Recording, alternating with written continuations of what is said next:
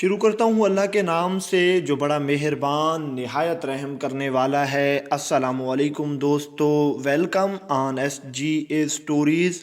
تمام مورخین کا اس بات پر اتفاق ہے اور وہ یہ فرماتے ہیں حضرت سعید بن عامر رضی اللہ تعالیٰ عنہ نے دنیا کے بدلے آخرت کا سودا کیا۔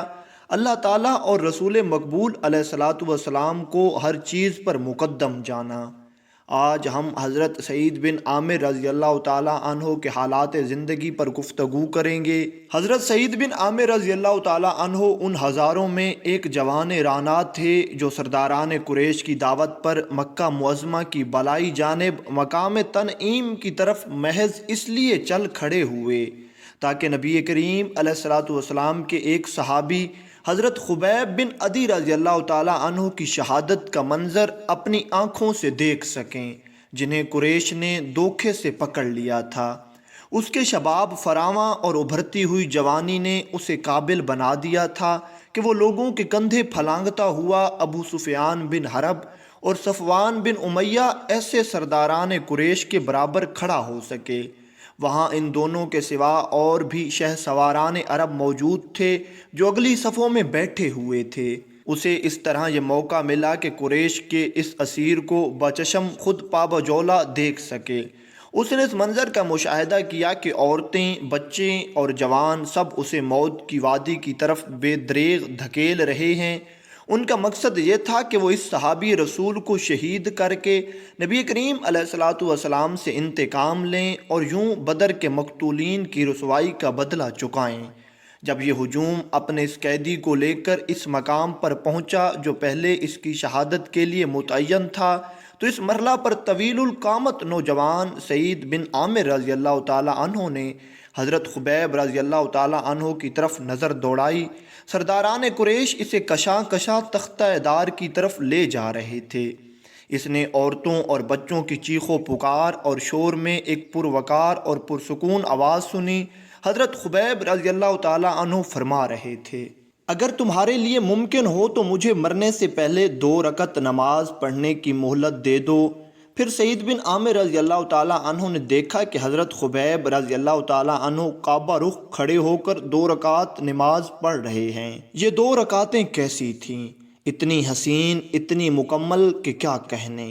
اس کے بعد اس نے دیکھا کہ قوم کے سرداروں کی طرف منہ کر کے حضرت خبیب رضی اللہ تعالیٰ عنہ یہ کہہ رہے ہیں، باخدا اگر مجھے اس بدگمانی کا اندیشہ نہ ہوتا کہ تم کہیں یہ نہ سمجھ بیٹھو کہ میں نے نماز کو موت کے ڈر سے طوالت دی ہے تو میں نماز میں اور زیادہ وقت صرف کرتا۔ پھر اس نے صنادید قریش کو اپنی آنکھوں سے دیکھا کہ وہ حضرت خبیب رضی اللہ تعالیٰ عنہ کا زندہ حالت میں مسئلہ کر رہے ہیں، یعنی یہ لوگ ان کے جسم کا ایک ایک عضو یکے بعد دیگرے کاٹ رہے ہیں اور کہہ رہے ہیں کہ کیا تمہیں یہ پسند نہیں کہ تمہاری جگہ حضرت محمد صلی اللہ علیہ وآلہ وسلم ہوں اور تم اس تکلیف سے بچ جاؤ۔ ان کا اس حالت میں کہ خون کے دھارے جسم سے پھوٹ رہے تھے جواب یہ تھا، خدا کی قسم مجھے یہ قطعاً پسند نہیں کہ میں اپنے اہل و عیال میں امن اور چین سے رہوں اور حضرت نبی کریم صلی اللہ علیہ وآلہ وسلم کو ایک کانٹا بھی چبھے۔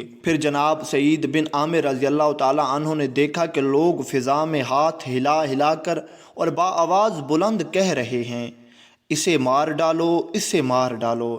اس کے بعد انہوں نے حضرت خبیب رضی اللہ تعالیٰ عنہ کو دیکھا کہ وہ تختہ دار پر اپنی نظریں آسمان کی طرف اٹھائے ہوئے اللہ تعالیٰ سے یہ التجا کر رہے ہیں، الہی ان سب ظالموں کو شمار کر لے اور انہیں تباہی کا مزہ چکھا اور ان میں سے کسی کو معاف نہ کر۔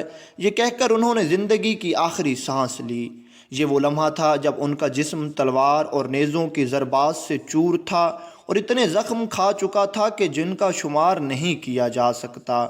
قریش بالآخر مکہ واپس لوٹ آئے اور اس کے بعد پیش آنے والے بڑے بڑے سنگین مارکوں کے نغے میں حضرت خبیب رضی اللہ تعالیٰ عنہ اور ان کے واقعہ شہادت کو یکسر بھلا بیٹھے، لیکن اس نوجوان سعید بن عامر رضی اللہ تعالیٰ عنہ کے پردہ دل سے ایک لحظہ کے لیے بھی حضرت خبیب کی شہادت کا منظر محو نہ ہوا۔ چنانچہ یہ جب بھی سوتے خواب میں یہ منظر برابر دکھائی دیتا اور بیدار ہوتے تو چشم خیال میں یوں محسوس ہوتا جیسا کہ تختہ دار کے آگے حضرت خبیب پورے اطمینان کے ساتھ 2 رکعت نماز ادا کر رہے ہیں۔ یہی نہیں بلکہ ان کی پردرد آواز جیسے ان کے کانوں میں گونج رہی ہے اور وہ قریش کے خلاف بد دعا میں مصروف ہیں، اور اس خیال سے ان کا کلیجہ دہل جاتا ہے کہ کہیں آسمان کا کڑکا ان کو نہ آ لے، آسمان سے پتھر گر کر ان کو تباہ نہ کر دے۔ حضرت خبیب رضی اللہ تعالیٰ عنہ نے جام شہادت نوش کر کے جناب سعید کو وہ کچھ سکھا دیا جس کا انہیں پہلے قطعیًا علم نہیں تھا۔ انہیں سکھایا کہ حقیقی زندگی عقیدہ اور عقیدے کی راہ میں تا دم آخر مسلسل جہاد کرنے کا نام ہے۔ دوسری بات جو اس واقعے سے انہوں نے سیکھی وہ یہ تھی کہ پختہ و محکم ایمان ایسے عجیب و غریب کردار کو جنم دے سکتا ہے جو عام حالات میں ظہور پذیر نہیں ہوتے۔ علاوہ ازیں انہیں اس حقیقت کا بھی احساس ہوا کہ وہ شخص جس سے اس کے رفقا اس درجہ محبت رکھتے ہیں کہ اس پر جان نچھاور کر دیں۔ بلا شبہ اللہ سبحانہ تعالیٰ نے سعید بن عامر رضی اللہ تعالیٰ عنہ کا سینہ اسلام کے لیے کھول دیا، چنانچہ برسر مجمع یہ اعلان کر دیا کہ میں سر تسلیم خم کرتا ہوں، میں آج سے مسلمان ہوں۔ حضرت سعید بن عامر رضی اللہ تعالیٰ عنہ نے مکہ کی سکونت ترک کر کے مدینہ منورہ کی جانب ہجرت کی اور نبی کریم صلی اللہ علیہ وآلہ وسلم کی رفاقت اور صحبت میں رہنے لگے۔ خیبر اور اس کے بعد ہونے والے غزوات میں شرکت کا شرف حاصل کیا۔ جب نبی اکرم صلی اللہ علیہ وآلہ وسلم نے اپنے رب کے جوار رحمت کی طرف کوچ کیا، اس وقت آپ صلی اللہ علیہ وآلہ وسلم حضرت سعید بن عامر رضی اللہ تعالیٰ عنہ سے ان کی خدمات کی وجہ سے خوش تھے۔ آپ کے بعد حضرت ابوبکر صدیق رضی اللہ تعالیٰ عنہ اور حضرت عمر فاروق رضی اللہ تعالیٰ عنہ کے ہاتھوں میں حضرت سعید بن عامر رضی اللہ تعالیٰ عنہ برہنہ شمشیر بن کر رہے اور ایسی زندگی بسر کی جو مسلمانوں کے لیے کردار کا ایک نادر نمونہ ثابت ہوئی، جنہوں نے دنیا کو بیچ کر آخرت کا سودا کیا اور اللہ تعالیٰ کی رضا حاصل کر لی اور نبی کریم اور اللہ تعالیٰ کو ہر چیز پر مقدم جانا۔ رسول اقدس صلی اللہ علیہ وآلہ وسلم کے یہ دونوں خلفاء حضرت سعید بن عامر رضی اللہ تعالیٰ عنہ کی صداقت اور تقوی کو خوب جانتے تھے، لہٰذا ان کی نصیحتوں کو غور سے سنتے اور ان کی ہر بات پر کان دھرتے۔ جناب سعید بن عامر رضی اللہ تعالیٰ عنہ حضرت عمر فاروق رضی اللہ تعالیٰ عنہ کے پاس اس وقت تشریف لائے جب وہ مسند خلافت پر فروکش ہوئے ہی تھے۔ آپ نے فرمایا، اے عمر، میں تمہیں اس بات کی وصیت کرتا ہوں کہ لوگوں کے معاملے میں اللہ تعالیٰ سے ڈرتے رہنا اور اللہ تعالیٰ کے بارے میں لوگوں سے کبھی نہ ڈرنا، اور یہ کہ تمہارے قول و فعل میں تضاد کبھی نہیں ہونا چاہیے، اس لیے کہ انسان کی بہترین گفتار وہی ہوتی ہے جس کی تصدیق اس کا کردار کرے۔ اے عمر، اللہ سبحانہ تعالیٰ نے جن مسلمانوں کا تمہیں نگران بنایا ہے ان کے معاملات کی طرف خصوصی دھیان دیتے رہنا، ان کے لیے وہی پسند کرنا جو خود تمہیں اپنے اور اپنی اولاد کے لیے پسند ہو، اور ان کے لیے ہر اس چیز کو ناپسندیدگی کی نظر سے دیکھنا جو خود تمہیں اپنی ذات اور اپنے اہل و عیال کے لیے ناپسندیدہ ہو۔ شدائد کا سامنا کرنے سے نہ گھبرانا اور راہ حق پر مضبوطی سے جمے رہنا، اور حق کی راہ میں کسی بھی ملامت کرنے والے کی ملامت کو خاطر میں نہ لانا۔ حضرت عمر فاروق رضی اللہ تعالیٰ عنہ نے فرمایا، سعید، بھلا کس میں یہ ہمت ہے کہ ان ذمہ داریوں سے عہدہ بر ہو سکے؟ سعید رضی اللہ تعالیٰ عنہ نے فرمایا، آپ اس کے اہل ہیں، آپ ان لوگوں میں سے ہیں جن کو اللہ تعالیٰ نے امت محمدیہ کی نگرانی کا فریضہ سونپا ہے۔ آپ ایک ایسے شخص ہیں کہ اللہ تعالیٰ کے ہاں آپ سے زیادہ اور کوئی اس کا مستحق نہیں۔ اس مرحلہ پر حضرت عمر فاروق رضی اللہ تعالیٰ عنہ نے جناب سعید رضی اللہ تعالیٰ عنہ کو اپنی نصرت و تائید کے لیے دعوت دی اور فرمایا، اے سعید، ہم تمہیں علاقہ امس کا گورنر مقرر کرتے ہیں۔ انہوں نے اس کے جواب میں فرمایا، اے عمر، اللہ کا واسطہ ہے مجھے اس آزمائش میں نہ ڈالیے۔ حضرت عمر فاروق رضی اللہ تعالیٰ عنہ اس پر خفا ہوئے اور فرمایا، بڑے افسوس کی بات ہے کہ تم نے خلافت کا بار تنہا میری گردن پر ڈال دیا ہے اور خود اس سے الگ تھلگ ہونے کی کوشش کر رہے ہو۔ خدا کی قسم، میں چھوڑنے والا نہیں۔ اس کے بعد آپ نے ان کو صوبہ حمص کا گورنر مقرر کر دیا اور ارشاد فرمایا، کیا تمہارے لیے ہم کچھ معاوضہ مقرر نہ کر دیں؟ اس پر سعید رضی اللہ تعالیٰ عنہ نے فرمایا، اے امیر المومنین، میں معاوضہ لے کر کیا کروں گا؟ بیت المال سے جو کچھ ملتا ہے وہ بھی میری ضرورت سے زیادہ ہے۔ یہ کہتے ہوئے حضرت سعید رضی اللہ تعالیٰ عنہ حمص کی طرف چل دیے۔ کچھ عرصہ بعد اہلیان حمص میں سے قابل اعتماد افراد پر مشتمل ایک وفد امیر المومنین حضرت عمر کی خدمت میں حاضر ہوا۔ آپ نے وفد کو حکم دیا، تم لوگ مجھے ان افراد کے نام لکھ کر دو جو تم میں مفلس و نادار ہیں، تاکہ میں ان کی مالی مدد کر سکوں۔ وفد نے آپ کی خدمت میں ایک دستاویز پیش کی۔ آپ کیا دیکھتے ہیں کہ اس فہرست میں حضرت سعید بن عامر رضی اللہ تعالیٰ عنہ کا نام بھی درج ہے۔ آپ نے دریافت فرمایا، کون سعید بن عامر؟ انہوں نے بتایا، ہمارا گورنر۔ فرمایا، آپ کا گورنر مفلس ہے؟ انہوں نے کہا، جی ہاں، خدا کی قسم کئی دن ان کے چولہے میں آگ نہیں جلتی۔ یہ سننا تھا کہ حضرت عمر فاروق رضی اللہ تعالیٰ عنہ بے اختیار رو پڑے، اور اتنے روئے کہ آپ کی داڑھی مبارک آنسوؤں سے تر ہو گئی۔ آپ اٹھے اور 1000 دینار لیے ان کو ایک تھیلی میں بھر کر فرمایا، اس سے میرا سلام کہنا اور یہ پیغام دینا کہ امیر المومنین نے یہ تھیلی تمہارے لیے بھیجی ہے تاکہ اس سے تم اپنی ضروریات کو پورا کر سکو۔ یہ وفد حضرت سعید بن عامر رضی اللہ تعالیٰ عنہ کے ہاتھ تھیلی لے کر آیا۔ آپ نے دیکھا کہ اس میں تو دینار ہیں۔ تھیلی کو اپنے سے دور ہٹا کر بس یہ کہنے لگے، اِنَّ لِلَّهِ وَإِنَّا إِلَيْهِ راجعون۔ گویا کوئی آفت نازل ہو گئی یا کوئی ناگوار واقعہ پیش آ گیا۔ یہ کیفیت دیکھ کر آپ کی بیوی گھبرائی ہوئی اٹھی اور کہنے لگی، میرے سر کے تاج، کیا سانیہ رونما ہو گیا؟ کیا امیر المومنین وفات پا گئے؟ آپ نے فرمایا، نہیں، بلکہ یہ بات کہیں زیادہ اہم ہے۔ اس نے پوچھا، کیا کسی معرکہ جہاد میں مسلمانوں کو کوئی صدمہ پہنچا؟ آپ نے فرمایا، اس سے بھی بڑی بات۔ اس نے عرض کی، بھلا اس سے بھی بڑی بات کیا ہو سکتی ہے؟ تو حضرت سعید بن عامر رضی اللہ تعالیٰ عنہ نے فرمایا، میرے ہاں دنیا آ گئی ہے تاکہ میری آخرت بگاڑ دے، میرے گھر فتنہ ابھر آیا ہے۔ آپ کی بیوی نے عرض کیا، کیوں نہ آپ اس فتنہ سے گلو خلاصی کر لیں؟ اسے دیناروں کے بارے میں کچھ علم نہ تھا۔ آپ رضی اللہ تعالیٰ عنہ نے فرمایا، کیا اس سلسلے میں میری مدد کرو گی؟ آپ رضی اللہ تعالیٰ عنہ کی بیوی نے فرمایا، جی ہاں، کیوں نہیں۔ آپ رضی اللہ تعالیٰ عنہ نے دینار متعدد تھیلیوں میں بند کیے اور غریب مسلمانوں میں تقسیم کر دیے۔ اس واقعے کو زیادہ عرصہ نہ گزرا تھا کہ حضرت عمر فاروق رضی اللہ تعالیٰ عنہ نے دیار شام تشریف لانے کا سوچا اور آپ دیار شام تشریف لے آئے۔ مقصد یہ تھا کہ اس علاقے کے حالات معلوم کر سکیں۔ ان دنوں حمص کا نام کویفہ پڑ گیا تھا، جو لفظ کوفہ کی تصغیر ہے۔ یہ اس نام سے اس لیے مشہور ہوا کہ یہاں کے لوگ اعمال حکومت کے خلاف شکوہ شکایت کرنے میں اہل کوفہ سے بہت حد تک مشابہت رکھتے تھے۔ اب حضرت عمر فاروق رضی اللہ تعالیٰ عنہ کی تشریف آوری حمص میں ہوئی تو یہاں کے لوگ آپ کو سلام عرض کرنے کی خاطر حاضر ہوئے۔ آپ رضی اللہ تعالیٰ عنہ نے دریافت فرمایا، تم نے اپنے امیر کو کیسا پایا؟ انہوں نے اس کی شکایت میں زبان کھولی اور ان کے طرز عمل کے بارے میں 4 باتیں کہیں جو ایک دوسری سے بڑھ چڑھ کر تھی۔ حضرت عمر فاروق رضی اللہ تعالیٰ عنہ فرماتے ہیں کہ میں نے گورنر اور شکایت کرنے والوں کو ایک ساتھ طلب کیا اور اللہ تعالیٰ سے دعا کی کہ حضرت سعید کے بارے میں وہ میرے گمان کو جھوٹا نہ ہونے دیں۔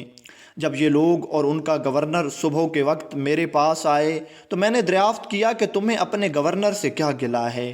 انہوں نے بتایا کہ یہ دن چڑھے تک گھر سے باہر نہیں نکلتے۔ اس پر میں نے پوچھا، سعید، تم اس سلسلے میں کیا کہنا چاہتے ہو؟ سعید رضی اللہ تعالیٰ عنہ چند لمحے خاموش رہے، پھر کہنے لگے، باخدا میں اس سلسلے میں کچھ کہنا ناپسند کرتا تھا، لیکن اب اس کے بغیر کوئی چارہ کار نہیں کہ میں حقیقت حال صاف بیان کر دوں۔ صورتحال یہ ہے کہ گھر میں میرے پاس کوئی خادم نہیں۔ میں صبح سویرے اٹھتا ہوں اور اہل خانہ کے لیے آٹا گوندھتا ہوں، پھر تھوڑی دیر تک انتظار کرتا ہوں تاکہ آٹا میں خمیر پیدا ہو جائے، بعد ازاں ان کے لیے روٹی پکاتا ہوں، پھر وضو کر کے لوگوں کی خدمت کے لیے گھر سے نکل کھڑا ہوتا ہوں۔ حضرت عمر فاروق رضی اللہ تعالیٰ عنہ فرماتے ہیں کہ میں نے ان سے پوچھا کہ تمہیں ان کے خلاف اور کیا شکایت ہے؟ انہوں نے کہا کہ یہ رات کے وقت کسی کے نہیں سنتے۔ حضرت عمر فاروق رضی اللہ تعالیٰ عنہ فرماتے ہیں کہ میں نے پوچھا، سعید، اس اعتراض کا تمہارے پاس کیا جواب ہے؟ حضرت سعید رضی اللہ تعالیٰ عنہ فرمانے لگے، باخدا میں اس امر کا اظہار بھی ناپسند کرتا ہوں۔ مختصراً یہ عرض ہے کہ میں نے دن ان کے لیے وقف کر رکھا ہے اور رات اللہ عز و جل کی عبادت کے لیے۔ حضرت عمر فاروق رضی اللہ تعالیٰ عنہ فرماتے ہیں کہ میں نے ان لوگوں سے پوچھا، آپ کو ان کے خلاف اور کیا شکایت ہے؟ وہ لوگ بولے مہینے میں ایک دن غفلت سے کام لیتے ہیں۔ میں نے دریافت کیا سعید ایسا کیوں ہے؟ سعید رضی اللہ تعالیٰ عنہ کہنے لگے امیر المومنین میرے پاس نہ تو کوئی خادم ہے نہ ان کپڑوں کے سوا میرے پاس کپڑوں کا کوئی جوڑا ہے۔ اس وقت جو کپڑے میں نے پہن رکھے ہیں مہینے میں ایک مرتبہ دھوتا ہوں، پھر منتظر رہتا ہوں کہ یہ خشک ہو جائیں۔ جب یہ خشک ہو جاتے ہیں تو میں ان کو پہن کر دن کے آخری حصے میں ان کا سامنا کرتا ہوں۔ پھر حضرت عمر فاروق رضی اللہ تعالیٰ عنہ فرماتے ہیں کہ میں نے لوگوں سے پوچھا کوئی اور شکایت؟ انہوں نے کہا مجلس میں بیٹھے بیٹھے کبھی ان پر غشی طاری ہو جاتی ہے اور یوں معلوم ہوتا ہے کہ اہل مجلس سے ان کا کوئی تعلق نہیں۔ حضرت عمر فاروق رضی اللہ تعالیٰ عنہ فرماتے ہیں میں نے پھر پوچھا سعید اس بات کا تمہارے پاس کیا جواب ہے؟ سعید بن عامر رضی اللہ تعالیٰ عنہ فرمانے لگے کہ میں نے خبیب بن عدی رضی اللہ تعالیٰ عنہ کی شہادت کا منظر بچشم خود دیکھا ہے۔ میں اس وقت مشرک تھا، میں نے دیکھا کہ قریش اس کی بوٹیاں کاٹ رہے ہیں اور کہہ رہے ہیں کیا تجھے یہ بات پسند ہے کہ تمہاری جگہ نبی کریم ہوں؟ حضرت خبیب رضی اللہ تعالیٰ عنہ جواب میں کہتے ہیں اللہ کی قسم میں یہ ہرگز پسند نہیں کرتا کہ میں اپنے اہل و عیال کے ساتھ چین اور سکون سے رہوں اور نبی کریم صلی اللہ علیہ وآلہ وسلم کو ایک کانٹا بھی چبھے۔ جب بھی وہ دن مجھے یاد آتا ہے سوچ میں پڑ جاتا ہوں کہ میں نے اس دن ان کی مدد کیوں نہ کی۔ ڈرتا ہوں کہ شاید اللہ تعالیٰ میرا یہ جرم معاف نہ کرے۔ اس کے بعد مجھ پر غشی طاری ہو جاتی ہے۔ یہ سنا تو حضرت عمر فاروق رضی اللہ تعالیٰ عنہ نے ارشاد فرمایا اللہ تعالیٰ کا شکر ہے کہ جس نے سعید کے بارے میں میرے حسن ظن کو غلط ثابت نہیں کیا۔ اس کے بعد آپ نے 1000 دینار بھیجے تاکہ ان سے اپنی ضروریات پوری کر لیں۔ جب یہ دینار حضرت سعید بن عامر رضی اللہ تعالیٰ عنہ کی بیوی نے دیکھے تو کہہ اٹھی اللہ کا شکر ہے جس نے ہمیں آپ کی خدمات سے بے نیازی بخشی، ہمارے لیے ضرورت کی اشیاء خرید لیجئے اور گھر کے کام کاج کے لیے ایک خادم بھی رکھ لیجئے۔ اس پر آپ نے بیوی سے فرمایا میں تجھے وہ چیز نہ دوں جو اس سے بھی بہتر ہو؟ بیوی نے کہا بھلا وہ کیا؟ تو آپ رضی اللہ تعالیٰ عنہ نے فرمایا یہ دینار ہم اسی کو لوٹا دیں جو ہمارے پاس لایا ہے، ہم ان دیناروں سے کہیں زیادہ اس کے محتاج ہیں۔ بیوی نے کہا وہ کون؟ فرمایا کیوں نہ ہم اللہ تعالیٰ کو قرض حسنہ دے دیں؟ بیوی نے عرض کی آپ نے بجا ارشاد فرمایا اللہ تعالیٰ آپ کو جزائے خیر عطا فرمائے۔ آپ نے اسی مجلس میں دیناروں کو مختلف تھیلیوں میں رکھا اور اپنے اہل خانہ میں سے ایک شخص کو حکم دیا کہ جاؤ فلاں کی بیوی، فلاں کے یتیم بچوں اور فلاں خاندان کے مساکین اور فلاں قبیلہ کے محروموں میں تقسیم کراؤ۔ اللہ تعالیٰ نے حضرت سعید بن عامر رضی اللہ تعالیٰ عنہ کو سند رضا سے نوازا۔ آپ ان لوگوں میں سے تھے جو دوسروں کو اپنی ذات پر ترجیح دیتے ہیں چاہے خود گھاٹے میں ہی رہیں۔ حضرت سعید بن عامر رضی اللہ تعالیٰ عنہ کو جو روزینہ ملتا تو گھر والوں کے لیے گزارے کا سامان خرید لیتے اور بقیہ پیسے صدقہ کر دیتے۔ ان کی بیوی ان سے کہتی کہ آپ کی باقی تنخواہ کہاں ہے؟ تو آپ رضی اللہ تعالیٰ عنہ فرماتے میں نے وہ قرض دے دی ہے۔ ان کا یہ طرز عمل دیکھ کر کچھ لوگ آپ کے پاس آئے اور آپ سے کہنے لگے آپ کے گھر والوں کا آپ پر حق ہے، آپ کے سسرال والوں کا آپ پر حق ہے۔ حضرت سعید رضی اللہ تعالیٰ عنہ نے فرمایا میں نے ان کے حقوق کی ادائیگی میں کبھی کسی کو ان پر ترجیح نہیں دی ہے۔ میں موٹی موٹی آنکھوں والی حوریں حاصل کرنا چاہتا ہوں، میں کسی بھی انسان کو اس طرح خوش نہیں کرنا چاہتا کہ اس سے حوریں نہ مل سکیں، کیونکہ اگر جنت کی ایک حور بھی دنیا میں جھانک لے تو اس کی وجہ سے ساری زمین ایسے چمکنے لگے گی جیسے سورج چمکتا ہے۔ میں جنت میں سب سے پہلے جانے والی جماعت سے پیچھے رہنے کے لیے بالکل تیار نہیں ہوں، کیونکہ میں نے حضور نبی کریم صلی اللہ علیہ وآلہ وسلم کو فرماتے ہوئے سنا ہے اللہ تعالیٰ قیامت کے دن تمام لوگوں کو حساب کے لیے اکٹھا کرے گا تو فقراء مومنین جنت کی طرف ایسی تیزی سے جائیں گے جیسے کبوتر اپنے گھونسلے کی طرف تیزی سے پر پھیلا کر اترتا ہے۔ فرشتے ان سے کہیں گے ٹھہرو حساب دے کر جاؤ۔ وہ کہیں گے ہمارے پاس حساب کے لیے کچھ ہے ہی نہیں، بھلا ہمیں دیا ہی کیا گیا ہے جس کا ہمیں حساب چکانا پڑے؟ اس پر ان کا رب فرمائے گا میرے بندے ٹھیک کہہ رہے ہیں۔ پھر ان کے لیے جنت کا دروازہ کھول دیا جائے گا اور وہ لوگ دوسرے لوگوں سے 70 سال پہلے جنت میں چلے جائیں گے۔ یہ حدیث کے الفاظ علامہ جریر رحمۃ اللہ علیہ سے مروی ہیں۔ موسیٰ صغیر کی حدیث میں کچھ اضافہ ہے، وہ یوں ہے: حضرت عمر فاروق رضی اللہ تعالیٰ عنہ کو خبر پہنچی کہ حضرت سعید کو کڑے دنوں کا سامنا ہے، حتیٰ کہ ان کے گھر میں آگ تک نہیں جلائی جاتی۔ چنانچہ حضرت عمر فاروق رضی اللہ تعالیٰ عنہ نے ان کی طرف بہت سارا مال بھیجا۔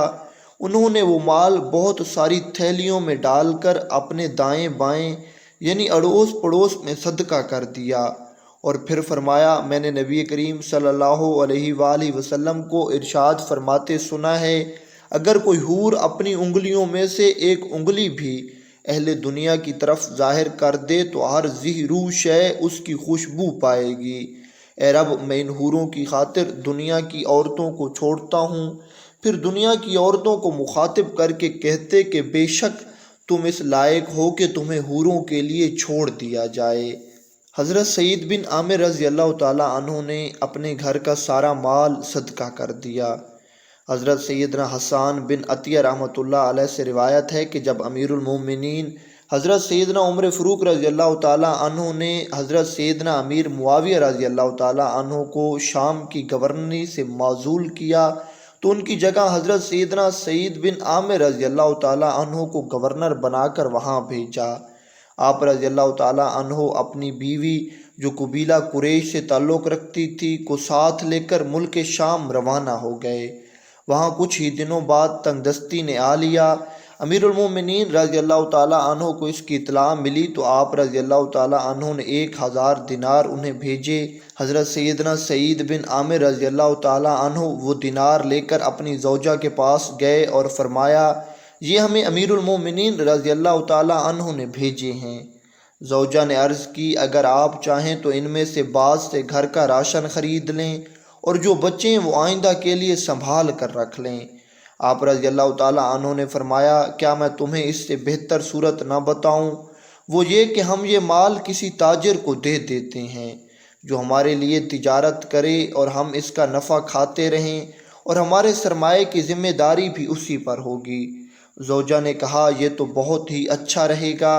چنانچہ آپ رضی اللہ تعالیٰ عنہ نے کچھ کھانے پینے کا سامان، 2 اونٹ، 2 غلام خریدے، پھر لوگوں کی ضروریات کا سامان غلاموں کے ذریعے اونٹوں پر رکھوا کر مسکینوں اور حاجت مندوں میں تقسیم فرما دیا۔ کچھ دن گزرنے کے بعد زوجہ نے عرض کیا: فلاں فلاں سامان ختم ہو گیا ہے، آپ اس تاجر کے پاس جائیں اور حاصل ہونے والے نفع سے سامان لے آئیں۔ آپ رضی اللہ تعالیٰ عنہ نے اسے کوئی جواب نہ دیا۔ زوجہ نے پھر کہا لیکن اب کی بار بھی آپ نے کوئی جواب نہ دیا، حتیٰ کہ آپ کی زوجہ آپ رضی اللہ تعالیٰ عنہ کو ستانا شروع کر دیتی ہے، جس کی وجہ سے آپ رضی اللہ تعالیٰ عنہ صرف رات کو گھر میں تشریف لاتے اور سارا دن گھر سے باہر گزار دیتے۔ آپ رضی اللہ تعالیٰ عنہ کے گھر والوں میں سے ایک آدمی تھا جو آپ رضی اللہ تعالیٰ عنہ کے ساتھ آپ کے گھر آیا جایا کرتا تھا۔ ایک دن اس نے ان کی زوجہ سے کہا کہ آپ کیوں انہیں تکلیف دیتی ہیں، وہ تو سارا مال صدقہ کر چکے ہیں۔ یہ سن کر وہ مال کے ختم ہونے پر افسوس کرنے اور رونے لگیں۔ ایک دن آپ رضی اللہ تعالیٰ عنہ گھر تشریف لائے اور زوجہ سے فرمانے لگے: آرام سے بیٹھی رہو، میرے چند دوست کچھ عرصہ پہلے مجھ سے جدا ہو گئے ہیں، اگر مجھے دنیا اور جو کچھ اس میں ہے سب مل جائے تب بھی میں ان کے طریقے سے دور نہیں ہٹوں گا۔ اگر کوئی جنتی حور آسمان دنیا سے جھانک لے تو تمام اہل زمین کو روشن کر دے اور اس کے چہرے کا نور چاند سورج کی روشنی پر غالب آ جائے، اور جو دوپٹہ وہ اوڑھتی ہے وہ دنیا و مافیہ سے بہتر ہے، لہٰذا ان حوروں کی خاطر تجھے چھوڑنا تو میرے لیے آسان ہے، لیکن تیری خاطر میں انہیں نہیں چھوڑ سکتا۔ یہ سن کر آپ رضی اللہ تعالیٰ عنہ کی زوجہ نرم دل اور راضی ہو گئی۔